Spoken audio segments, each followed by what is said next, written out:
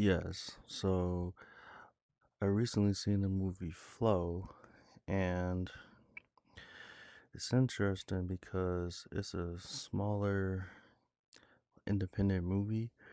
So I couldn't go to my normal movie theater to watch the movie.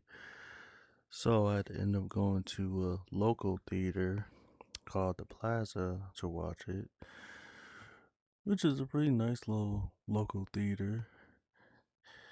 And it was definitely worth the trip. I can definitely say that. So, one of the things that's interesting about the movie is that it was made entirely in Blender, which, yeah, I'm not sure how many theatrical movies have been made entirely in Blender, but so this might be the first one. I'm not sure. But it's made by a small production company that comes from the European country of. Latvian. So, the movie itself, or I should say the visuals of the movie, is interesting because it reminds me a lot of an animation program in VR called Quill.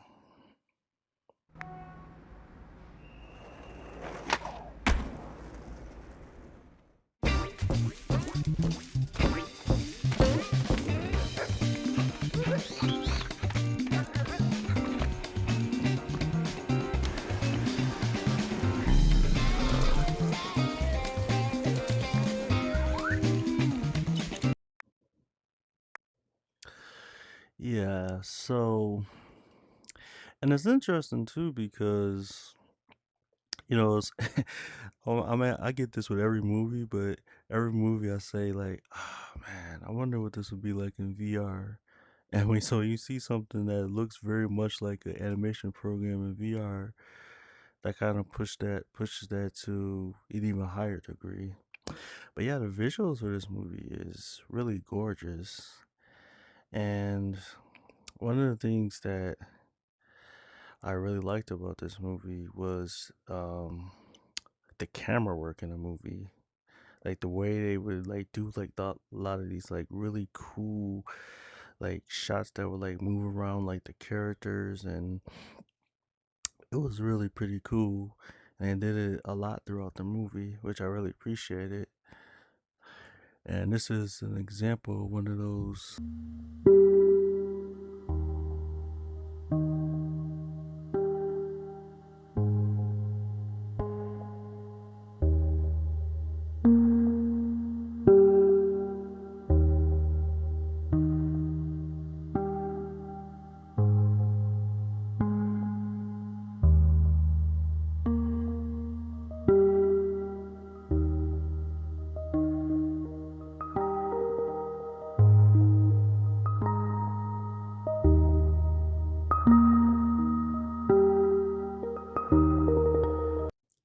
So yeah, all throughout the movie, there's like cool shots like that are in there.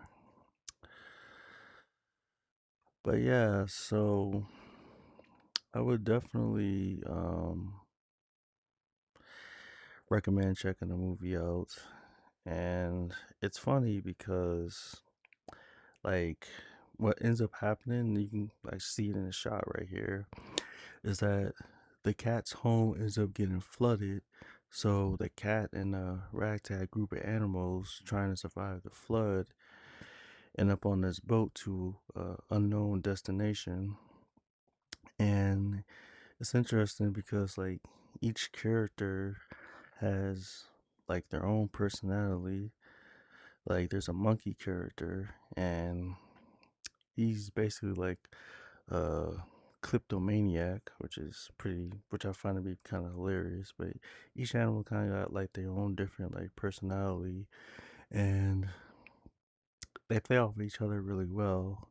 And one of the things that's interesting about it is the fact that like they actually recorded like real animals like sounds in order and put it into the movie, which you kind of go, well, yeah, you figure, but sometimes you think like it's an animal voice or something like that for a movie or something, and then like, no, actually it's a human voice. But here it actually really was like real animal voices, and